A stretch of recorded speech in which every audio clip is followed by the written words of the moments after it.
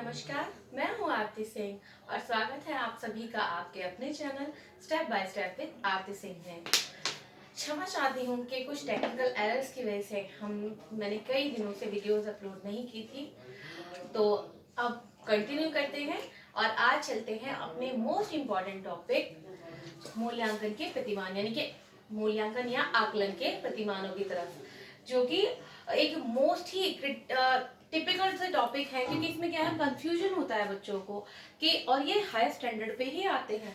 बहुत ज्यादा लो बेस पे इससे नहीं पूछा जाता है, ये हायर स्टैंडर्ड में ही इन्हें पूछा जाता है।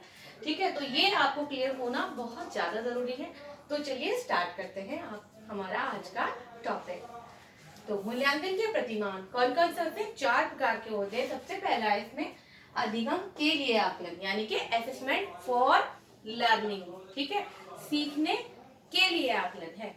क्लियर? फिर है अधिगम का आकलन यानी कि असेसमेंट ऑफ लर्निंग यानी कि सीखने का आकलन। मेरी का की के पर ध्यान रखिएगा, उसी से ही क्वेश्चन का, जैसे मैं बताती हूँ ना आपको क्या क्यों कैसे, उसमें से ही आंसर निकलता है। ठीक है, फिर है आपका अधिगम के रूप में, अधिगम के रूप में आकलन यानी कि असेसमेंट एज लर्निंग यानी कि सीखने के रूप में आकलन। फिर है हमारा अधिगम में आकलन, असेसमेंट असेसमेंट इन लर्निंग यानी कि सीखने में आकलन। ठीक है, यहाँ क्या कह रहा है, सीखने में क्या है, सीखने के लिए आकलन हो रहा है। जब सीखने के लिए आकलन हो रहा है तो ये क्या होगा, यानी कि जो लर्निंग प्रोसेस है उसे किस तरह से, मतलब कोई भी चीज है तो उसे कैसे सीखे, उसके लिए हम क्या कर रहे हैं, आकलन कर रहे हैं, उसके लिए मूल्यांकन कर रहे हैं, उसके लिए मापन कर रहे हैं। ठीक है, तो ये कब होता है, जब हम सीखने के लिए आकलन करते हैं। ठीक है, तो वो कब होता है, जब हमारा जो टीचिंग प्रोसेस है वो चल रहा होता है, उसमें कंटिन्यूटी में हमारे अधिगम का आकलन किया जाता है। कब? जैसे कि फॉर्मेटिव असेसमेंट मैंने आपको पढ़ाया था ना, रचनात्मक मूल्यांकन क्या था, टीचर ने कोई शिक्षण टॉपिक बच्चों को पढ़ाया, उसके बाद में क्या हो रहा है, उसका मूल्यांकन करते जा रहे हैं, साथ के साथ असेसमेंट हो रहा है, मूल्यांकन हो रहा है, और इससे पता चलता जा रहा है कि बच्चे ने कितना सीखा। अगर बच्चा अच्छी गति से उसके उन उद्देश्यों को प्राप्त कर पा रहा है जो टीचर ने पहले डिसाइड किए थे टीचिंग से पहले, तो क्या हो रहा है, टीचर मोटिवेट होता है, उसे और आगे बढ़ाता है। अगर कोई कमी आती है तो उसमें सुधार की गुंजाइश होती है। ठीक है, तो यहाँ क्या हुआ, फॉर्मेटिव असेसमेंट वाला जो भी था ना, वो सारा इसमें ही आ जाएगा, क्योंकि इसमें सुधार की संभावना होती है। तो यहाँ पर क्या आता है, आपका निदानात्मक मूल्यांकन भी आ जाता है। कैसे? टीचर ने कोई लेसन बच्चों को पढ़ाया, उसके बाद में क्या किया, एक टेस्ट ले लिया, ओरली पूछ सकते हैं, टेस्ट के द्वारा पूछ सकते हैं। जब वो पूछ लिया तो उसे पता चला कि बच्चों ने से कितना सीखा। अब कुछ बच्चों ने तो अच्छे से सीख लिया, कुछ बच्चों ने नहीं सीखा था, तो टीचर ने क्या किया, फिर कारण जानने की कोशिश की, निदान करने की कोशिश की कि आखिर क्या वजह रही कि जिसकी वजह से कम सीखा।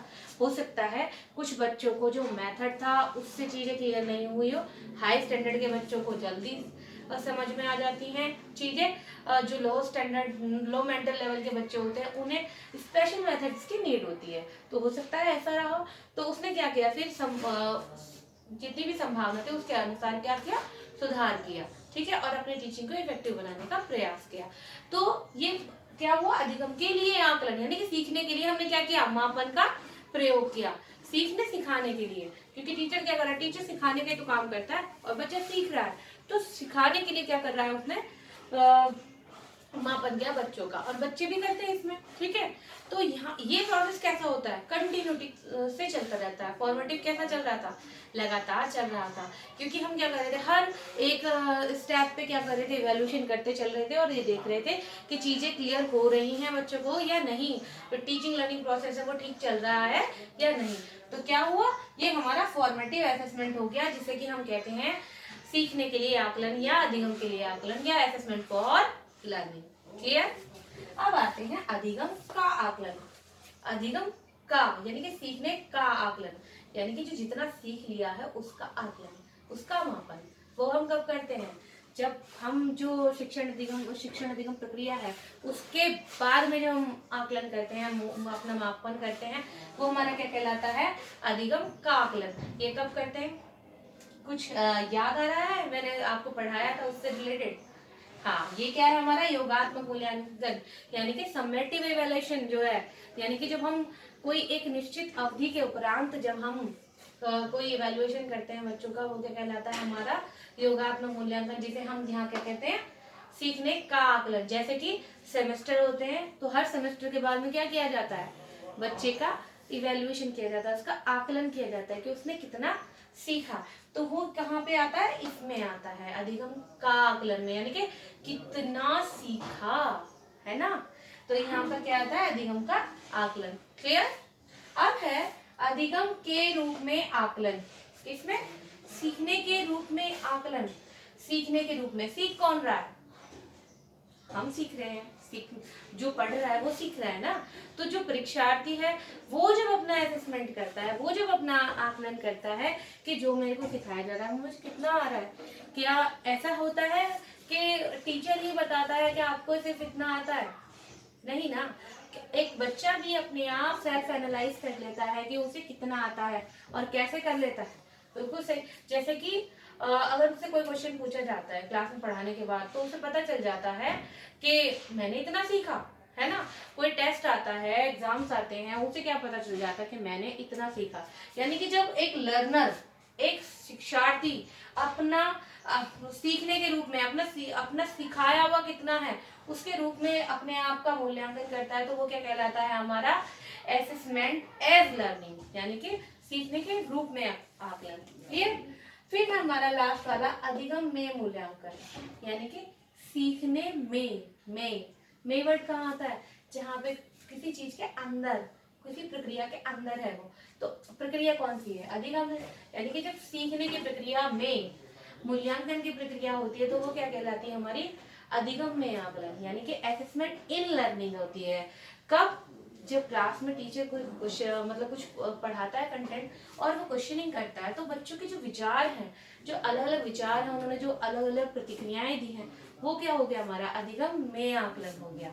हम क्या कर रहे हैं इसमें, अधिगम के अंदर ही क्या कर रहे हैं, आकलन कर रहे हैं, मापन कर रहे हैं कि जो प्रक्रिया चल रही है क्या वो सही है ना। तो ये क्या हो गया हमारा अधिगम में आकलन।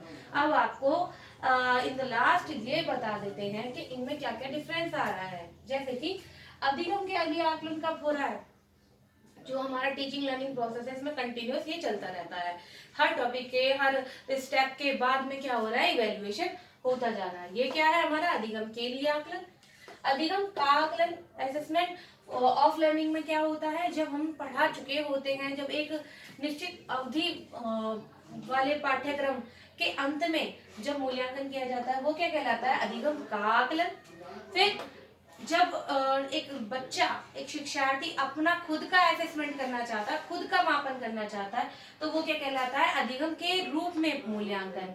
और फिर जब टीचिंग लर्निंग प्रोसेस में, यानी कि कक्षा में जब शिक्षण अधिगम प्रतिक्रिया अंतर्क्रिया के अंतर्गत जब बच्चे प्रतिक्रिया करते हैं टीचर के क्वेश्चन के प्रति, तो वो क्या होता है हमारा अधिगम में मूल्यांकन। तो आई एम डेफिनेटली श्योर कि आपको ये आज चारों का डिफरेंस पता चल चुका होगा। ये जो क्वेश्चंस होते हैं ये आपको मोस्टली आपके जो कोर्स वाइज सब्जेक्ट है उनमें तो आते हैं, लेकिन आपके जितने भी टीचिंग रिगार्डिंग एग्जाम्स हैं उनमें जरूर आते हैं। अगर आपसे क्वेश्चन आ जाता है तो आप उस क्वेश्चन को किसी कसौटी पे तो परखोगे ना, तो आप वहां पे जानने की कोशिश करोगे कि किस टाइप का मूल्यांकन हो रहा है, किस टाइम हो रहा है ना। अगर वो हो सकता है कंटिन्यूटी वाला हो तो ये हो सकता है, या बच्चा ही कर रहा है तो वो ये वाला हो सकता है, या टीचिंग लर्निंग के अंदर जो कक्षा की अंतर्क्रिया उसके अंदर हो रहा है तो ये वाला होगा। और अगर सब मतलब हमारे पूरे के पूरे कंटेंट के देने के बाद में, यानी कि हमारे कोर्स की समाप्ति के बाद में हो रहा है, तो वो क्या हो रहा है हमारा अधिगम का आकलन। ठीक है, तो ये आपको क्लियर हो गया होगा। मिलते हैं हमारी नेक्स्ट वीडियो जो कि हम मूल्यांकन की प्रविधियों के बारे में लेके आएंगे, क्योंकि मूल्यांकन इंपॉर्टेंट है तो उसकी प्रविधियां भी इंपॉर्टेंट होगी। तो अभी के लिए सिर्फ इतना ही, मिलते हैं हमारी नेक्स्ट वीडियो में। धन्यवाद।